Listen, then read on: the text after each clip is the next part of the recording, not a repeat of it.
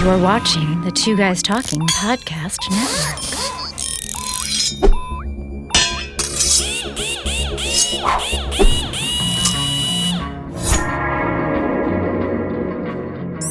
Learning is a lifelong endeavor. It'll never stop. In fact, you know what? It can't stop.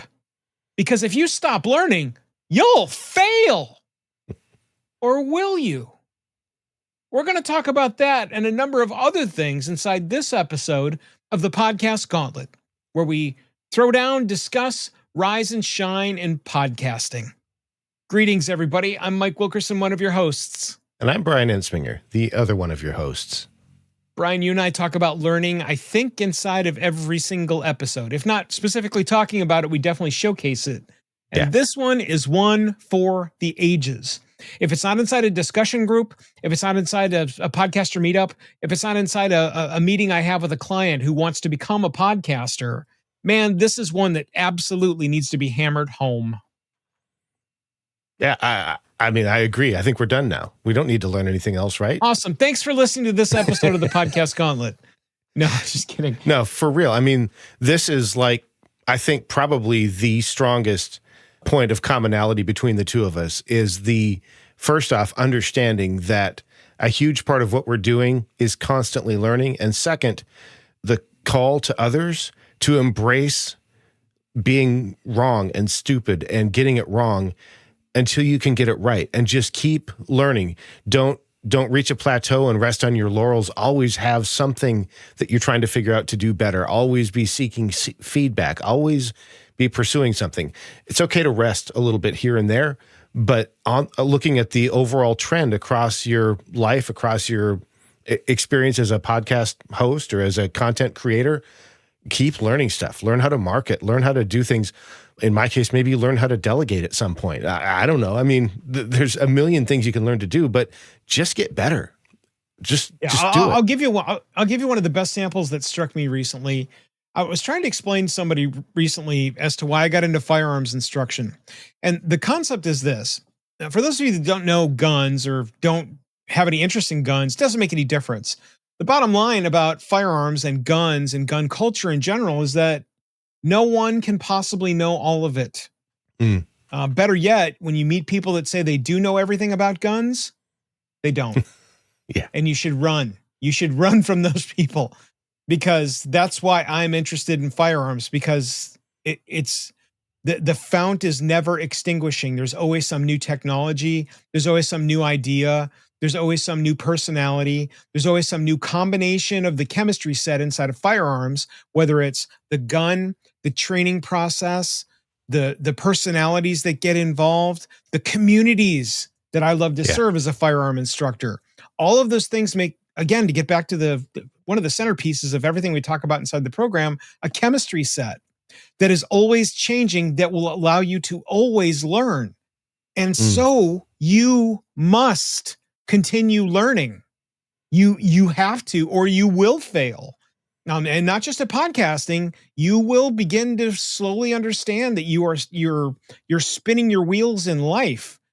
Yeah. And I've met enough people where I can look them in the face and I can see them just kind of go, if I was, maybe 15 years younger, I would think about it, but I don't want to do any of that. Yeah. I want to be able to find the people that know the pieces parts that I don't know, or I want to seek out the pieces parts I don't yet know and incorporate that into my chemistry set so that I can succeed. And that's why what we're talking about here, I think, is so paramount to not just podcasting, to not just whatever your favorite hobby or time spender or collecting of money becomes. It's life. It is a piece of the tapestry inside of your life that you must incorporate, or you will start to very quickly feel the fuse of life. And again, I've met far too many people that not only talk about it, but I can watch it overtake them, and it's not fun. Yeah, for sure. And like for me, one of the things that just is always running in the back of my mind was several years ago, as part of my day job, I was going through some training where they were talking about what's effectively the leadership curve or the learning curve or something, where they went through 4 different phases. It was developed by a consultant. So of course there's 4 quadrants. And they basically said, when you start doing something, you're at a stage that they had a name for, but I'm not one of them, so I don't remember the name. But it was basically, you're so stupid you don't know that you don't know anything. And you then transition over time to a stage where you realize you don't know anything, and you start learning and learning and learning and learning. And then you transition to a stage where you're pretty good at stuff. It still takes a little bit of effort, but you're good enough that you can keep it doing and you perform at a very high level. And then you transition to a stage where it's so natural to you that you just don't even have to think about it anymore. And they said, actually, that last stage where everything is so natural to you is the most dangerous, because that's the stage where you stop learning unless you keep pushing yourself back to those second and third spaces in terms of either what you're doing or what you're consuming to help you think differently about what you're doing. That's a big part of why I, as a podcaster and as an editor, follow very closely some of the developments that are happening in the podcasting space related to new things that are being made possible through open source software. So I'm not talking about changes at YouTube, although I kind of keep track of that, but things like the ability to stream a little bit of money to someone as you're listening to their show, or the ability to donate, or the ability to list the different people involved in a show, or recommend other shows as part of your, if you're a podcaster, you know what the RSS feed is as part of that, or the ability to go live and do a live audio only show, some of those things, because that helps me keep thinking differently about not only what I'm doing, but what we actually have here. And the result is I've actually become even more passionate, even though I'm now less knowledgeable, because I know more what I don't know, but I've become more passionate about what the actual technology of podcasting makes possible for us in terms of its open nature and what it gives us.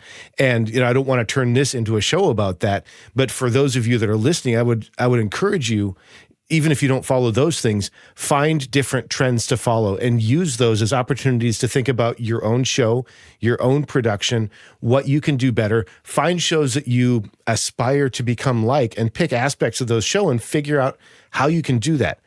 Hire a little help if you need to help you get there. I'm not trying to sell my services or anything, but if you need somebody to help you get there, do that, because that process makes you better and it makes your full product better, even if for a season, it might make it a little bit worse as you learn something new. That's okay, because it's that constant growth, it's that constant change that then gives you the staying power to potentially keep doing this for a decade or two, instead of 2 or 3 years in going, this is boring, I'm going to quit. Or I haven't achieved this one part of my goals, and so nothing else matters. Well, now you've got some other goals that make you a better person and make you a better creator and actually make you more likely to achieve those other goals as well. Mike? Yeah, there's a huge piece that you just accidentally tapped on in regard to YouTube. I am not at all a YouTube knowledge-based person. I mean, like, at all. There are some fundamentals that I've learned from working with Tommy over at freefieldtraining.com. He's another fount spirit that I love to work with, because in addition to his many, many, many years in regard to YouTube knowledge and experience, he also has absolutely no fear of telling me when I'm wrong. And I love that. I want someone to challenge me especially when I've got an idea or a nugget in my brain and I won't let go of it, and there's something else to consider. I love it when people tap me and say, hey man, have you thought about whatever it is? The second thing you'd mentioned that was right in the very front end of what you talked about was, I love the phrase, you don't know what you don't know. Yeah. And I didn't realize how much I love that until I opened up my first retail podcast studio. Because, you think about it, and at that point I was 2.5, almost 3 years into podcasting. And I remember specifically opening up a retail place where you could come and record your podcast, offered that as a service, and it was a service. As surely as you can walk into a restaurant and order a grilled cheese and some French fries, you could do exactly the same thing, but it was all podcast based. And that was awesome. The problem is I'd never run a retail establishment of any kind. I'd worked in plenty of them, and that has definitively helped me over the years. I love generating something that is essentially a good, solid customer service experience, because I've always known that crafting my own environment of the customer service experience I desire for other people is an instant win, not only for me, but all of my customers. If I generate the atmosphere I want to be in, I'm instantly making something that I know is palatable for somebody that's going to come in and work with me. Because there have been some that aren't. In the case where that something has gone wrong or awry, well, we have the opportunity to talk about that too. And again, it gets down to you don't know what you don't know. And that's why meeting more people and learning and continuing to learn so that you will not fail is something incredibly vital that we here at the Podcast Gauntlet urge you to do so that you will also not fail. You know what we do need from you, though, is two things. First thing, you got to smash the like button here instead of the video presence of this, whether you're watching over at the YouTubes or over at the website or wherever the hell you're tuning into and watching the video. It's not many of you via video, but whatever. What we also need you to do is go on over to our website over at podcastgauntlet.com. Click on the contact button, fill out the quick web form, and let us know what you think, either via the web form or inside of our social media role. We want to know what you're doing to make sure that you're continuing to learn so that you will not fail in podcasting. Until next time, I'm Mike Wilkerson, one of your hosts. And I'm Bryan Itzmer, falling down and getting back up, the other one of your hosts. Make sure you continue to throw down, discuss, rise, and shine in podcasting. See you next time.